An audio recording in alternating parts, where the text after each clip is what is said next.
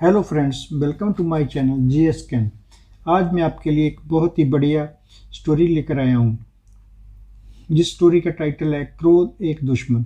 इस स्टोरी में आपको यही एक्सप्लेन करने की कोशिश करूँगा कि क्रोध करने से हमें क्या क्या नुकसान होते हैं, और क्रोध करने से कभी कभी हमें बहुत सारा हानि होती है और बहुत सा नुकसान हो जाता है।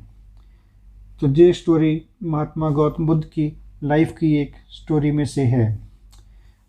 अगर आप मेरे चैनल पर फर्स्ट टाइम आए हो तो चैनल को सब्सक्राइब कर दीजिएगा और साथ में बेल आइकन को दबा दीजिएगा, ताकि आने वाली स्टोरी का नोटिफिकेशन आपको मिल सके। आपको ये स्टोरी कैसी लगती है सुनने के बाद इसके ऊपर लाइक और कमेंट जरूर कर दीजिएगा। अब स्टोरी की ओर बढ़ते हैं। महात्मा गौतम बुद्ध का जीवन बहुत ही ऐश्वर्य में बीता। उनके पास में सारी चीज़ें मौजूद थी जिससे वे एक अच्छा जीवन बिता सकते थे, लेकिन वे सब पाकर भी उन्हें सब चीज़ों से संतुष्टि नहीं थे। उनका मन हमेशा सत्य को जानने के लिए विचलित रहता था। वह सत्य जीवन का परम सत्य था, जिसे जानने के लिए महात्मा बुद्ध ने अपना घर बार सब कुछ छोड़ दिया। उसके बाद उनके जीवन में ढेरों परिवर्तन आए, और उनके जीवन में इन्हीं परिवर्तनों में से हम बहुत कुछ सीख सकते हैं। इसलिए हम इस स्टोरी में महात्मा बुद्ध के जीवन में कुछ ऐसी कहानियाँ लेकर आए हैं जिससे आपके जीवन में बदलाव जरूर आएंगे। तो चलो आगे स्टोरी की ओर बढ़ते हैं। एक समय की बात है, भगवान गौतम बुद्ध अपने शिष्यों के साथ बैठे हुए थे और उन्हें उपदेश दे रहे थे। तब उन्होंने अपने शिष्यों से कहा, क्रोध इंसान का सबसे बड़ा दुश्मन है।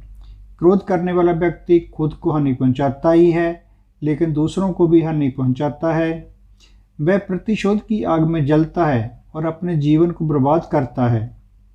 उनके उपदेश खत्म हो जाने के बाद उनके शिष्यों में से एक शिष्य खड़ा होता है और उसे बोलता है, तू एक ढोंगी है।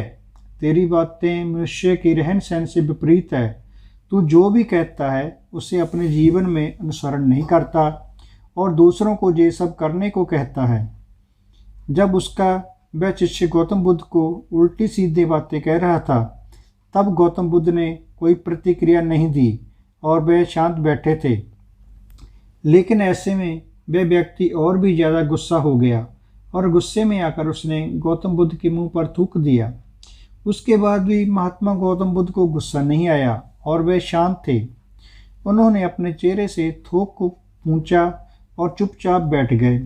ये सब देखकर उस शिष्य को समझ नहीं आया कि वह क्या करेगा। गुस्से में आकर वह उस जगह को छोड़कर चला गया और अगले दिन अपने घर पहुंचा। जैसे ही वह अपने घर पहुंचा, तब तक उसका दिमाग शांत हो चुका था। दिमाग के शांत होते ही उसे इस बात का एहसास हुआ कि उसने कितनी बड़ी गलती की है, उससे पाप हुआ है। वह खुद को मन ही मन कहने लगा, ये मैंने क्या कर दिया। मैंने महात्मा बुद्ध का अपमान किया। ऐसा पाप मैं कैसे कर सकता हूँ। मैंने बहुत बड़ी गलती कर दी है। मुझे जाकर तुरंत गौतम बुद्ध के पास जाकर माफ़ी मांगनी चाहिए। और वह तुरंत गौतम बुद्ध के पास चला गया, लेकिन गौतम बुद्ध उस स्थान पर नहीं थे। ऐसे में वह शिष्य जगह जगह भटक कर उन्हें खोजने लगा। जैसे ही उसे महात्मा बुद्ध मिले तो वह उनके पैरों में गिर गया और उनसे कहने लगा, मुझे माफ़ कर दीजिए, मुझसे गलती हुई। मैंने आपका अपमान किया है। मैंने ये बहुत बड़ा पाप किया है। ये सब देखकर गौतम बुद्ध ने उनसे कहा, शांत हो जाओ, क्या बात है, मुझे बताओ तुम कौन हो। गौतम बुद्ध को ये पूछने पर वह शिष्य चौंक गया।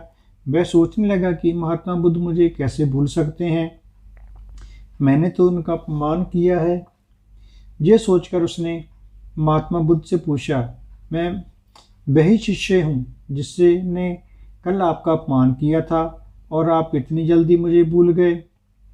हमें कल की बातों को कल में ही छोड़ देना चाहिए। वह अच्छा हो या बुरा, उसके बारे में बार बार विचार करना नहीं चाहिए। मैं बीती हुई बातों को पीछे छोड़कर आगे चलता हूँ और ऐसा ही हम सबको भी करना चाहिए। महात्मा बुद्ध ने उस शिष्य से कहा। महात्मा बुद्ध की ये बातें सुनकर वह शिष्य और भी ज़्यादा प्रभावित हुआ और उनसे बोला, मैं आज से आपकी हर बातों को माना करूँगा। तो दोस्तों, इस कहानी से हमें ये शिक्षा मिलती है कि क्रोध करना इंसान के लिए सबसे खतरनाक है। वह मनुष्य का सबसे बड़ा दुश्मन है जो उसे बर्बाद कर सकता है। इसलिए मनुष्य को कभी भी क्रोध नहीं करना चाहिए। इस कहानी से हमें ये सीख मिलती है कि बीती हुई बातों को हमें भूलकर आगे बढ़ना चाहिए। अगर कोई मनुष्य अपनी बीती हुई बातों पर ज़्यादा ध्यान देता है तो उसका ध्यान पूरी तरह से भूतकाल में लगा रहेगा और वह इंसान कभी भी आगे बढ़ने और विचार नहीं कर पाता। इसलिए हमेशा पुरानी बातों को छोड़कर आगे बढ़ने की सोचनी चाहिए। तो दोस्तों, आपको ये कहानी कैसी लगी प्लीज़ कमेंट करके ज़रूर बताना और इस वीडियो को लाइक भी कर देना। और साथ में अगर आपने सब्सक्राइब नहीं किया है तो चैनल को सब्सक्राइब कर दीजिएगा और साथ में बेल आइकन को भी दबा दीजिएगा ताकि आने वाली स्टोरी का नोटिफिकेशन आपको मिल सके। Thank you.